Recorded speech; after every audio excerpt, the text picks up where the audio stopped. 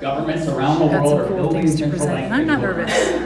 Okay, We I'm are not doing nervous. it. And I think JFK Jr. saw that the way it is now, where politics and entertainment kind of mesh together, and in order to keep the public's fickle attention, you have to almost entertain them in order to educate them. So he was using George magazine, I think it was ahead of its time, and he wanted to demystify politics through entertainment, educate us, and most of all, he wanted us to get involved in our political process, which a lot of us maybe weren't doing back then.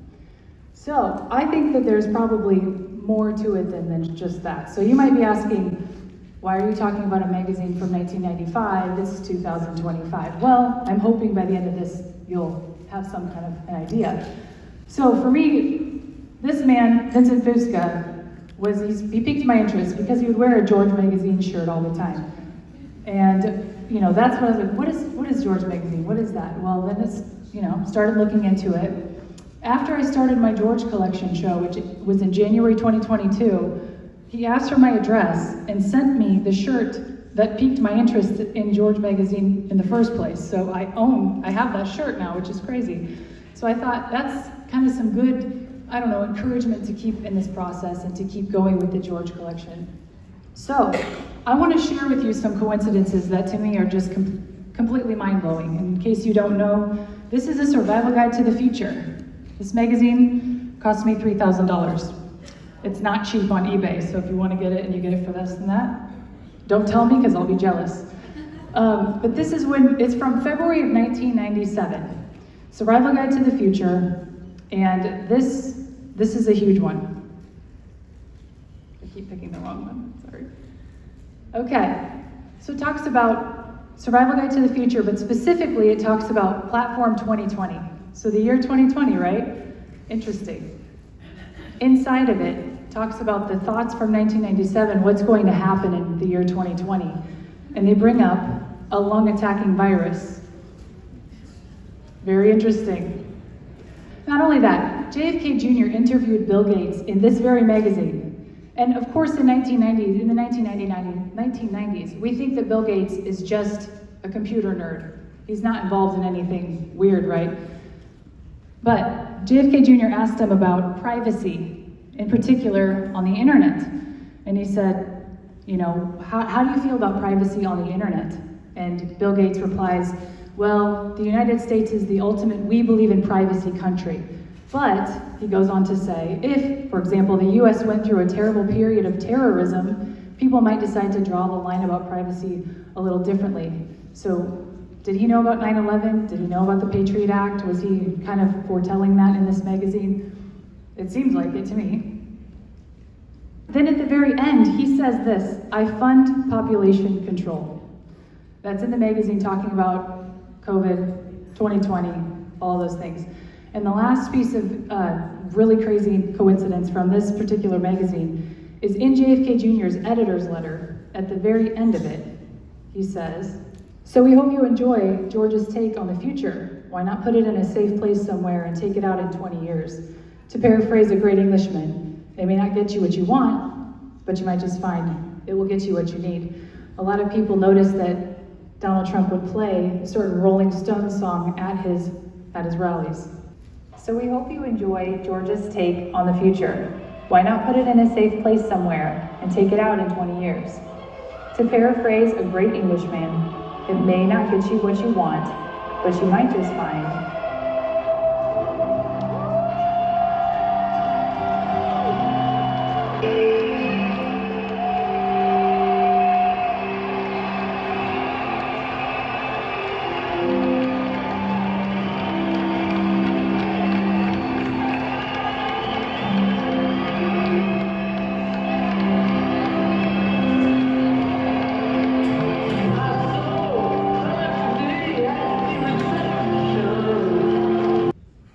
get the idea, and that was 3 different rallies that he played it at, and I think the Rolling Stones didn't like it very much.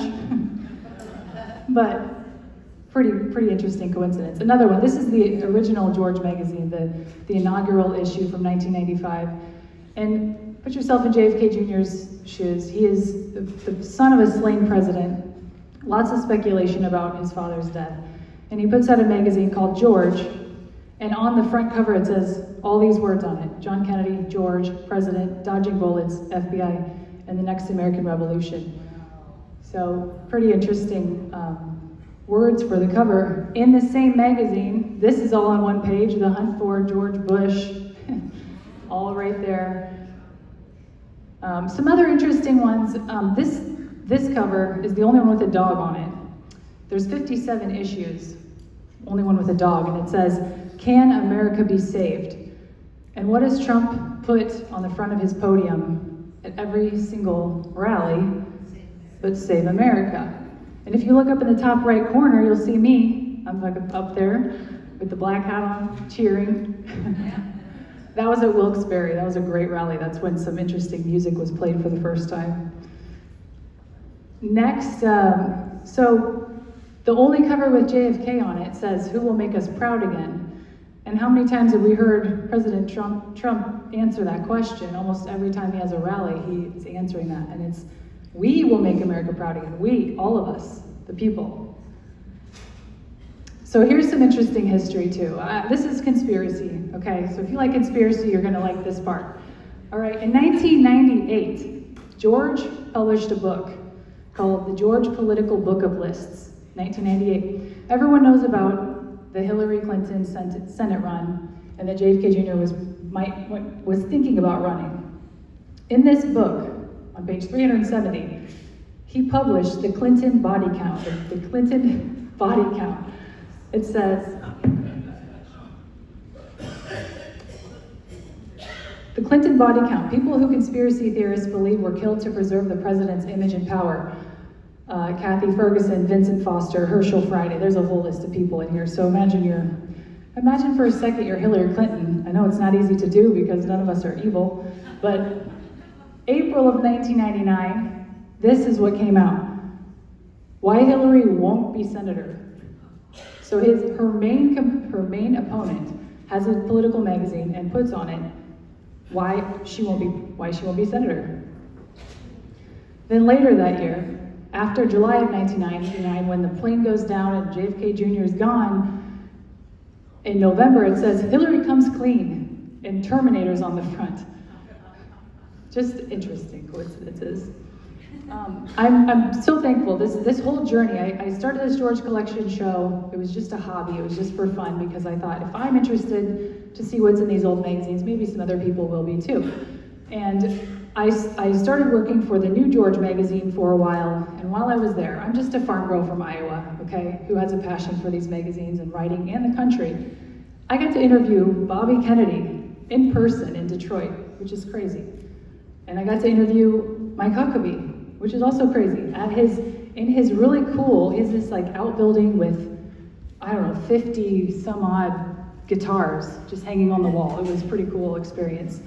So because of that, I got to see and hear so many cool, amazing things. So I'm very grateful for that time.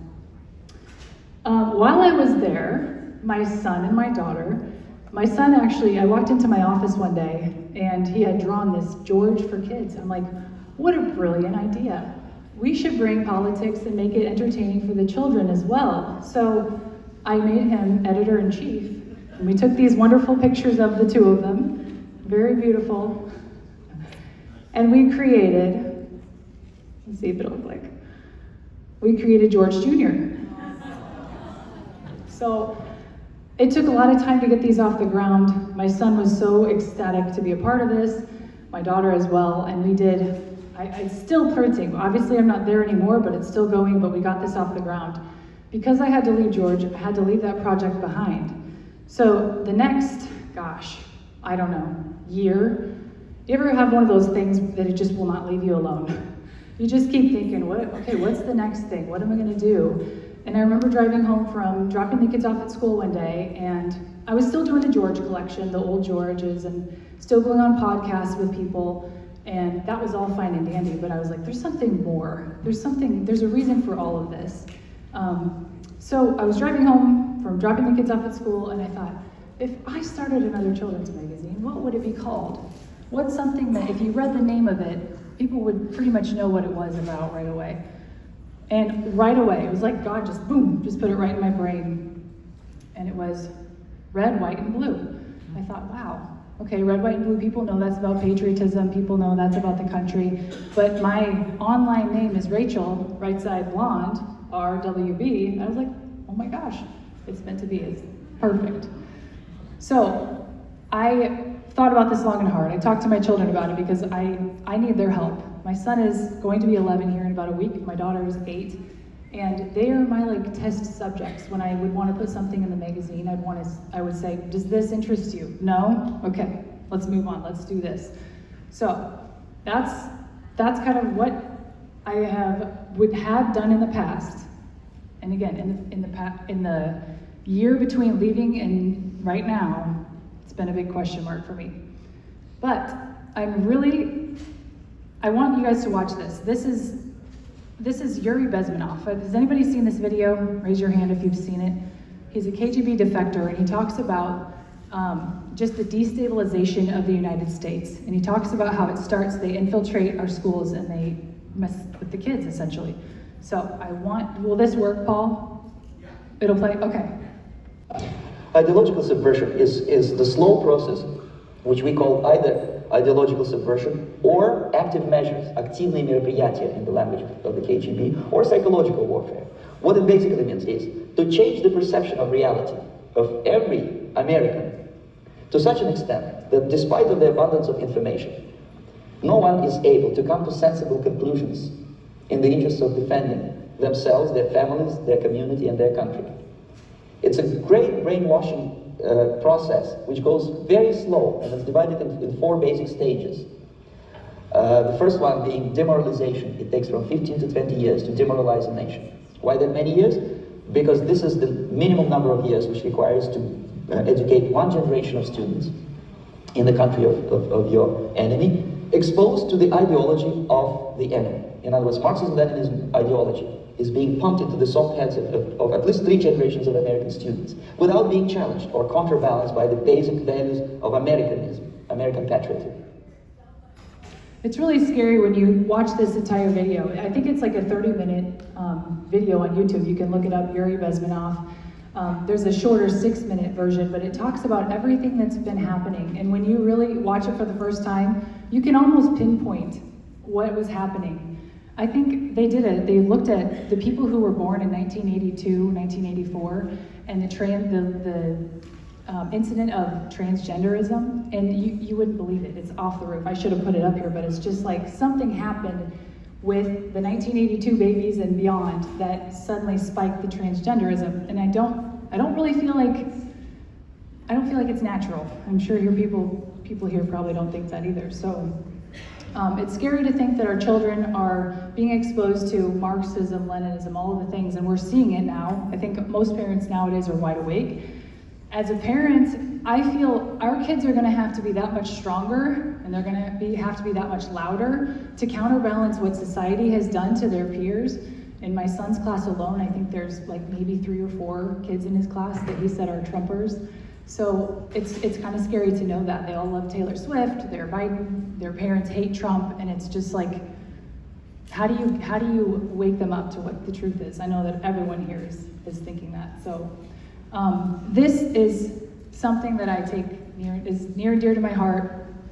My education is, I have an exercise physiology master's degree, but my thesis was on childhood obesity. This is something that's always meant a lot to me. So it's crazy how this whole journey, I was just like you, sitting in a crowd listening to speakers thinking, gosh, I feel a calling to do something. And now it's like God has put all of it together. I love to write, I love healthy kids, I love to design, and this is something that I am excited to announce, which is that I am going to launch a new magazine. The future belongs to these guys. So, introducing Red, White, Blue. And this is a magazine for 7 to 11-year-olds. I would love to at some point get one for high school kids because we need more good options there too.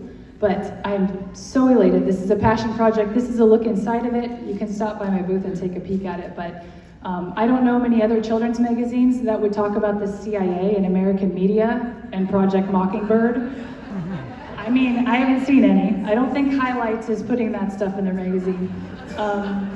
a lot of animal stuff and lions and tigers, which is cool. But at the end of that article, the CIA, it asks a question: what would happen if the government had control over its own media? How could that be bad? And it gets the kids to think for themselves. And that's the goal. I don't want to tell the kids what to think. I want just to get them to think, which is a novel concept these days. So this is Red, White, Blue. I'm so excited to share it with you. This is the first time I'm announcing it publicly, so you guys are the first to hear it. I'm happy to be here.